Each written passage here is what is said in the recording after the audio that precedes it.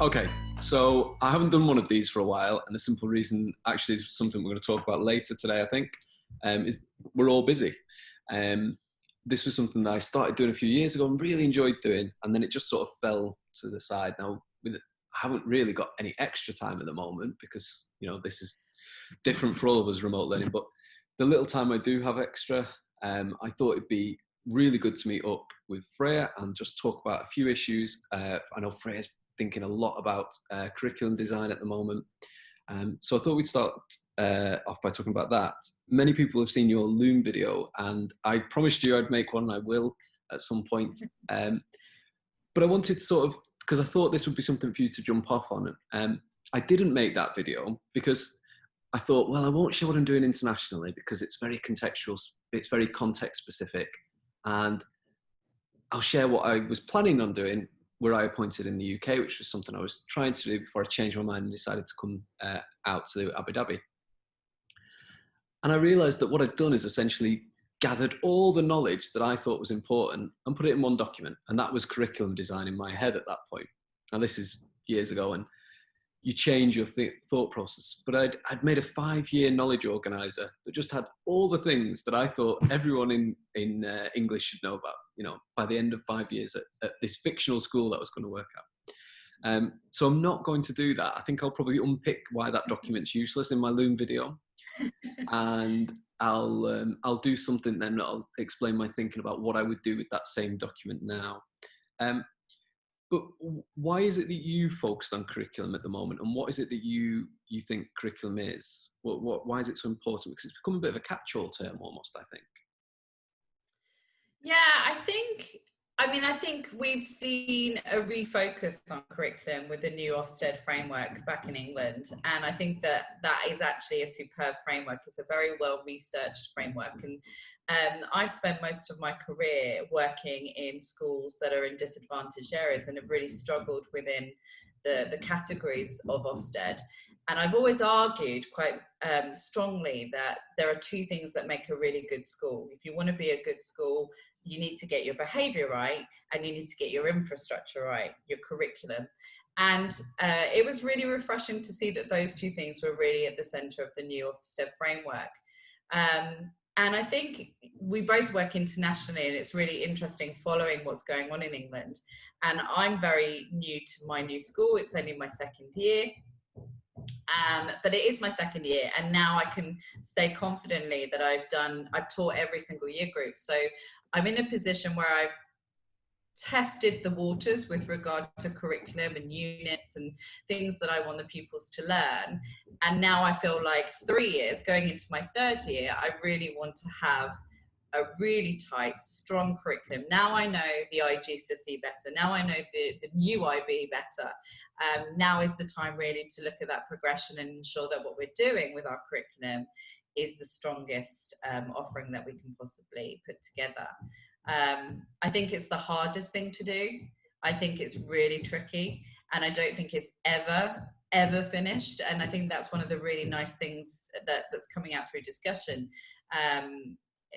With Kat Howard and John Hutchinson, that this is an evolving document. And I think John Hutchinson has said this as well, where he argues that it takes a good 5 years to put a decent curriculum together. And I really think I've got a couple more years till I'm at the place where I want to be at. And I mean, you mentioned the Loom video. I've already changed my opinion since the Loom video and changed things since the Loom video, because I've watched people like Susan Strachan and Kat Howard and their videos, and I've thought to myself, oh, that's really interesting. I need to think about that more, and I need to do this more, and I need to do that.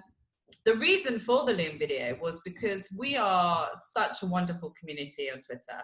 It's such a fantastic community of professionals coming together who are really passionate about what they're doing and genuinely just want to do the best possible job. And I think that we're really good at sharing resources, but we're not necessarily always really good at talking about the nitty-gritty and the theory behind what we're doing. And so with the Loom videos and the contributions that have already come in, I really just wanted to hear from other people in terms of why they've planned their curriculum in the way that they have and the thinking behind that process. Because I think when you can start to see what people are thinking, you can then really reflect upon that for yourself as well. Yeah, I think that that point with the with resources, actually, the balance between resources and curriculum.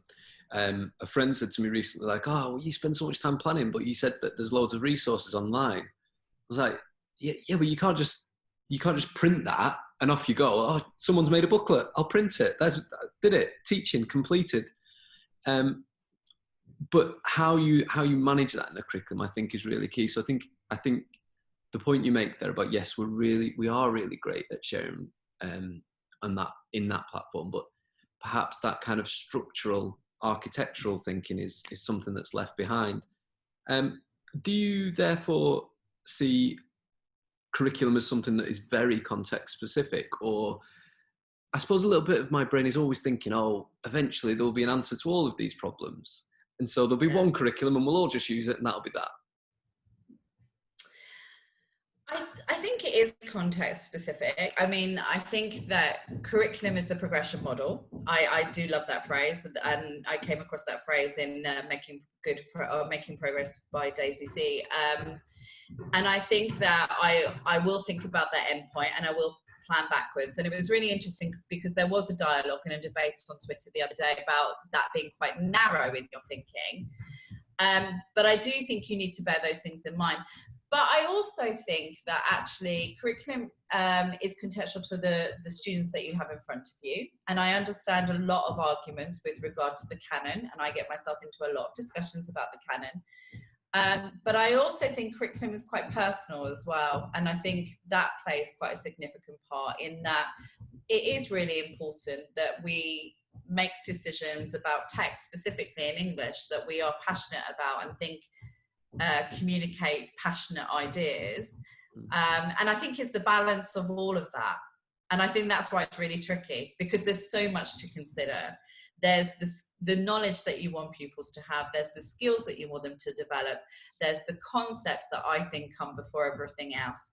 There's your local context. And someone was really talking about the connections that they were making with their community, which I thought was fantastic and something that I really need to think about. There's your national context.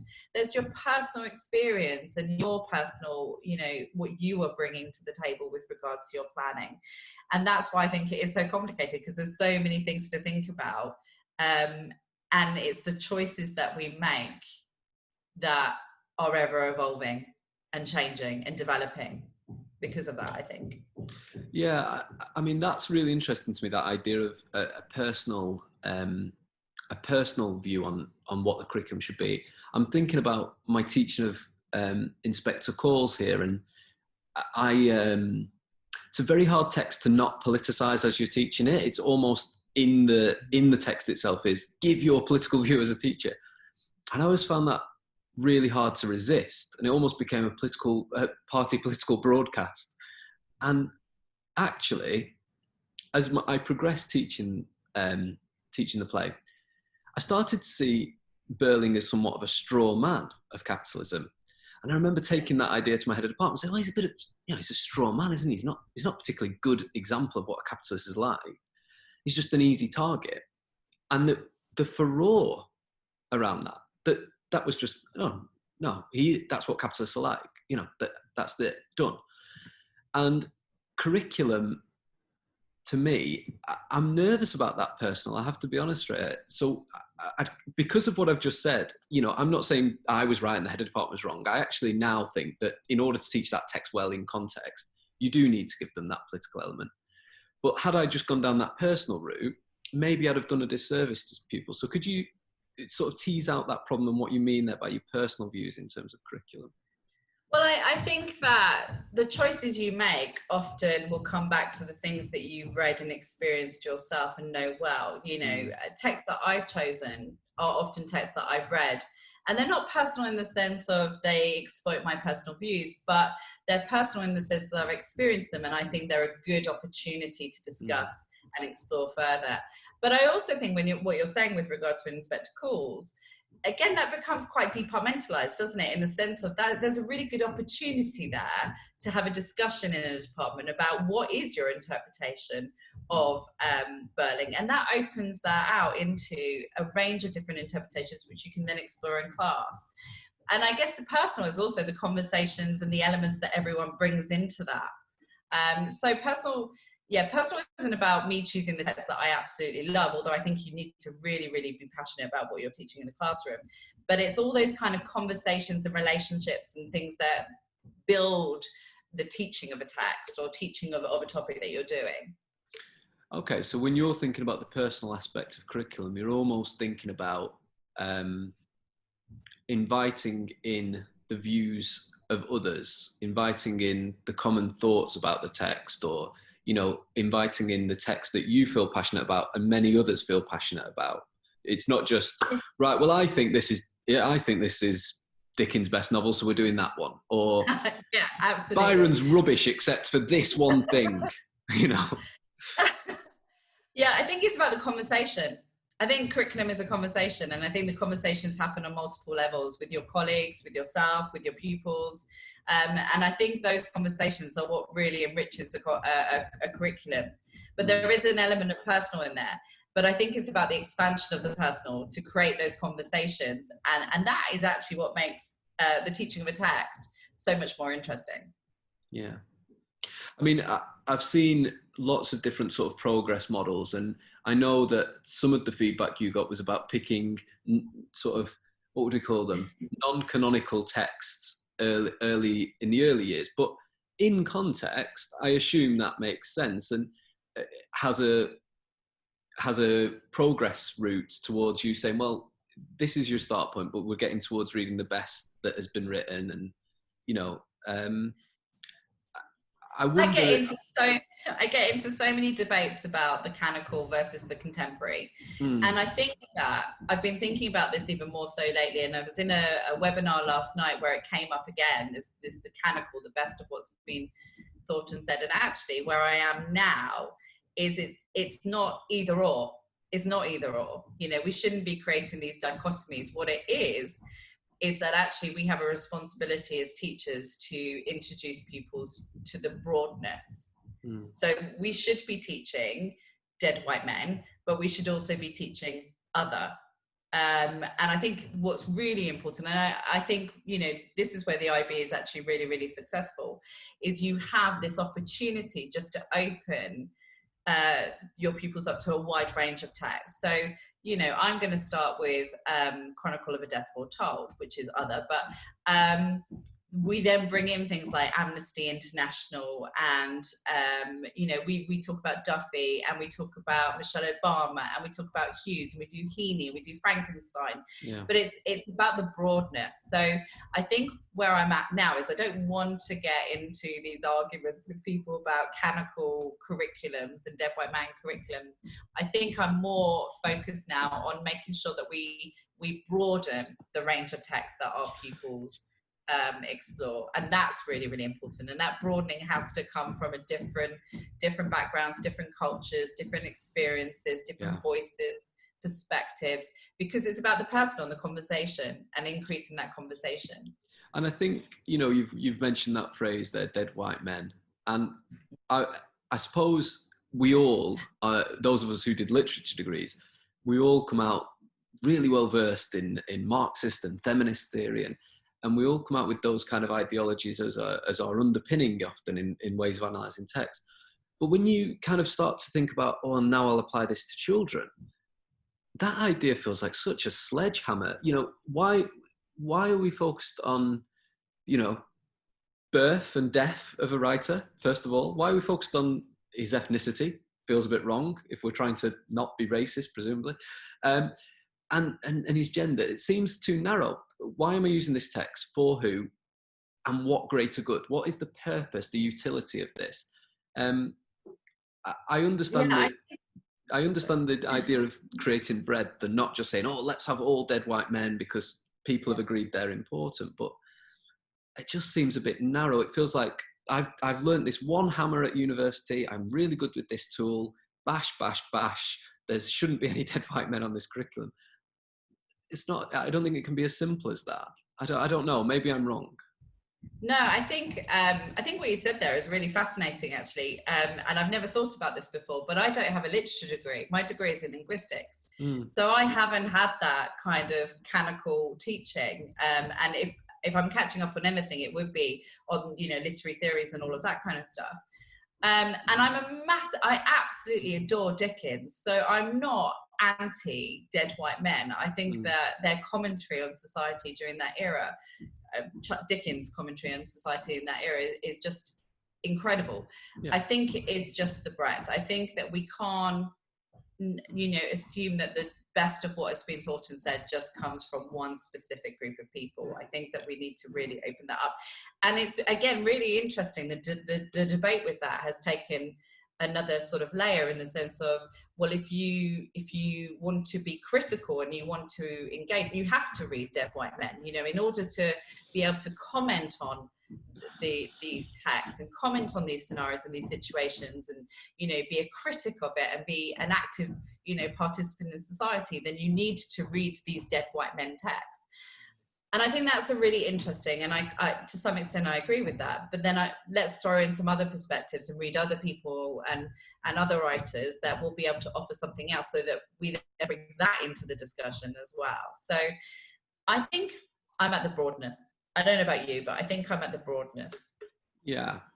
I mean, I suppose what would be lost if it was just, you know, I mean, she's not a man, obviously. Bronte, if it was just Dickens, if it was just Shakespeare, if it was just Wordsworth, if it was just, what would be lost, I suppose, would be my only counterpoint to that.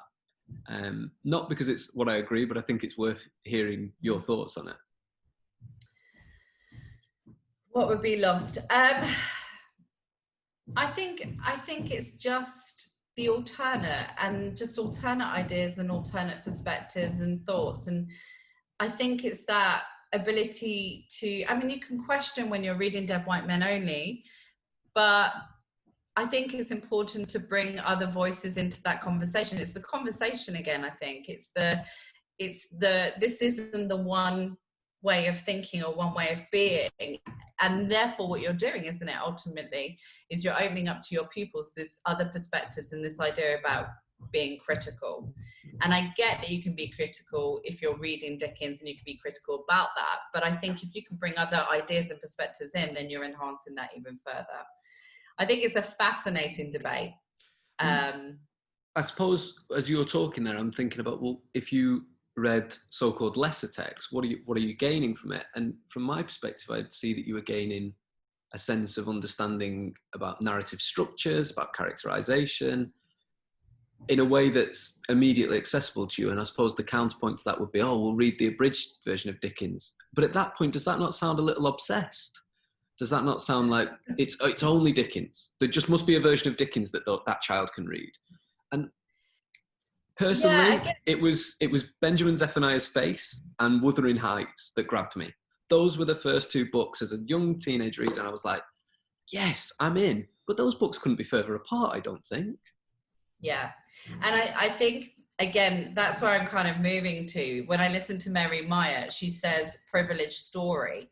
And I think it's the stories that we should be privileging, not necessarily who those stories come from, you know, and that broadness of a range of stories will enable us to have a deeper understanding of society and what is going on in society. So when I'm choosing text, I'm actually thinking, what is the value of this story to my pupils in terms of how is it going to develop them in terms of being part of a conversation or growing as decent human beings that are going to go out into this world and shape it for the better. And so, you know, there is an element of politicizing there and thinking, well, what do I think is the ideal person or an ideal citizen? But sounds quite difficult to avoid. I suppose I want to bring it back then to knowledge and curriculum, because when you're then picking text, you've liberated yourself to some extent from, well, I have to teach from this section. And there must therefore be a gain in what you can consider in terms of knowledge. I mean, do you, for example, I've heard of people talking about, I select text based on theme, I've based it on a sort of historical element. I've even heard people say, well, this uses this one of the 7 plots. I don't know if you've seen that 7 plots sort of idea, or this uses this type of trope or this archetype, so I'm going to pick that text. And, you know, they see it as a progress model of knowledge of literary styles almost. Is that part of your thinking, or is that kind of you're led much raw? No, and I think again that's why it's difficult, because I think there is so much that you could potentially cover that you have to really narrow it down and slim it down. For me, I guess I've gone with a progression model that links back from the IB. So the IB is very concept driven. So I've gone more now towards key concepts and making sure that that is the common thread between 3, 4, and 5. And building on those concepts. And that does mean that we hit upon a number of the things that you've said there. But I went with concepts because it does offer the cohesion. I mean, we are doing 3 separate programs ultimately. We have our Key Stage 3, we have our IGCSE, we have our IB, which are naturally flowing into each other. So for me, I was thinking, well, what is it that I could ensure offers an element of cohesion that would build upon every year? And that was ultimately the concepts from the IB, but naturally a lot of those things are covered anyway. And when you say concepts, are we thinking a sort of, does it have a thematic connection in the IB? I must confess to not being particularly familiar with the IB. Yeah. So there are 2 types. There are related and key. So the key concepts are very broad, like identity. So my Year 7 curriculum is driven around the key concept of identity. And then there are related concepts in the IB that are domain specific. So audience imperatives, character, style, for example, are the domain ones. So I've organized my curriculum now according to key concepts on a sort of yearly basis. So my concept in Year 7 is identity, but then I'm drilling down on the related concepts within units and going back to them. And through that, you've got this common thread from 7, 8, 9, 10, 11, 12, 13, which makes it more cohesive. And you can build those layers in. You can, like, character, I start with looking at the archetypes of character now, and then we'll go back to character in Year 8, we'll go back to character in Year 9, okay. But we'll do something slightly different with it. That sounds, so your starting point is identity? My starting point is the key concepts from the IB, and I chose identity for Year 7. But that interests me because you've got that linguistic background you've just said, and I also did part of my degree in linguistics. Not well, I should add. But I think I'm right in saying that lack of metaphorical understanding is that it's bodily and then outwards. And a lot of literature works on that sort of basis, doesn't it? Of a kind of first the self, the realization in Christmas Carol. Of course, Scrooge is first feels sympathy for himself. And so I'm wondering, was that an intentional thing, or do you think that's just a beautiful piece of happenstance that you've gone from the individual to the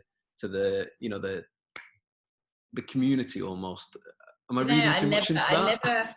I never even considered that, but that's a beautiful way of phrasing it. So so identity is Year 7, and then by the time they get to Year 9, we actually do a Christmas Carol. We're looking at society and community. So that's a lovely way of thinking about it. I chose identity because ultimately, there's a transition between 6 and 7, and it's a real challenging time for pupils moving from a smaller primary school to a larger secondary school with new people, new peers, new teachers. And it's a time where their own identity could be called into question. And, I start with Barnaby Brockett, which will be, will be contentious. But it's a beautiful book about identity and finding yourself and being really, really secure in who you are and who you want to be, and not being affected by others. And I think that's a brilliant message for Year 7 to hear at the start of their time in secondary school. I think it's a really important message for them to hear. Yeah. No, I think it's interesting, and it seems extremely logical to me to start with a sort of an individual level and then outwards and have that reflection. I really like that. And I've seen curriculum done in many ways, and thematic often is the one that draws me in the most. And I think it does enable the teacher then to consider what they want to create for the adult, what future they want to create for the student that's in front of them. But I also think with that, in terms of you do a key concept like identity, and Barnaby Brockett, for example, is very much about personal identity, but you have that ability and that scope to then bring in so much non-fiction and so many other fictional elements to that as well, all linked into that theme. So you're getting that breadth that I think I'm really, really moving towards in terms of my philosophy, you know, that opening up that range of text. And if you've got that by concept, that opens that up a whole heap more, I think. Yeah, I mean, honestly, Fred, this is a fascinating way of thinking about it. And you've kind of made me challenge my own thinking a little bit here, because I suppose when I'm planning curriculum, I see, I have to be honest here now, but I'll use Doug Lemov as a shield a little bit. I can't remember which book it's in, but he confesses that he is very sort of direct and very sort of, I can't remember the exact phrasing, but he sort of confesses that he wants to find the scientific method and an answer, and this is how he's going to do it, and it's going to be like this, this, and this. And I think I often, in designing curriculum, steer towards, right, well, as I said in that first bit, I still haven't moved drastically away from this. They'll know this, and then they'll know this, and then I'll make sure they remember that, because it's going to feed into this, and I just go from that sort of staging, and that's perhaps too narrow a field to plan for curriculum. And you've made me question that a little bit, because there's got to be more to it than just they'll know this. So yeah, but it's layers, isn't it? It's layers. So underneath that, there is that layer. So, you know, my first unit again with Barnaby Brockett, I'm very much focused on word classes and what is a sentence, phrases, clauses, and that is the knowledge. And then that is layered in year 8 when we, you know, and in fact it's layered all the way through year 7. We come back to it all the time because term 2 is about figurative language, but we're also revising our word classes and our understanding of clauses. And then term 3 is rhetoric, but then we're going back to figurative language and word classes. So that is there. But I think because I'm thinking about the broadness and the reading is the essential thing, isn't it? Is what they are reading and how much they are reading is the essential thing. So I start with the concept, then the text, and then making sure that the knowledge is underpinning all of that as well. But I argue, I mean, there's a book coming out from Research Ed on assessment, and I talk about the curriculum being the progression model, and I talk about that actually it is that triangle, and the concept should be at the top, and the knowledge and the skills are underpinning the concepts and holding them up. So conceptual thinking, I think, is what will strengthen our students with regard to a range of voices, the breadth, and being part of that conversation, but the knowledge and skills are very much there. So I mean, whereas I'm starting at one point, and naturally in my teaching, obviously, I'm not just stood at the front screaming, come on, what's hyperbole? You know, I do stand at the front and ask deep questions and try to get them to think thematically and conceptually. I'm probably thinking that I'm planning the other way and then teaching in both ways. And you're doing the same, but you believe that concept is that really is the peak to start from, because it feeds everything down. I think that's great, Freya, and I think that's probably left many people with many questions. So I'm not saying I have it completely right. No, I'm not saying I have it right, but I think that's the great thing about the community we have, isn't it? Is that nobody stood up on high saying, if you'd only all just listen to me, it'd all be better. We're all just kind of going, I'm thinking this, I've read this, or I've, you know, and I think that's what makes the conversation so useful. So thank you very much for that. I think that will open up a lot of conversation and a lot of introspection. Don't know why was such a struggle for people. So thank you. That's okay. Thank you. All right.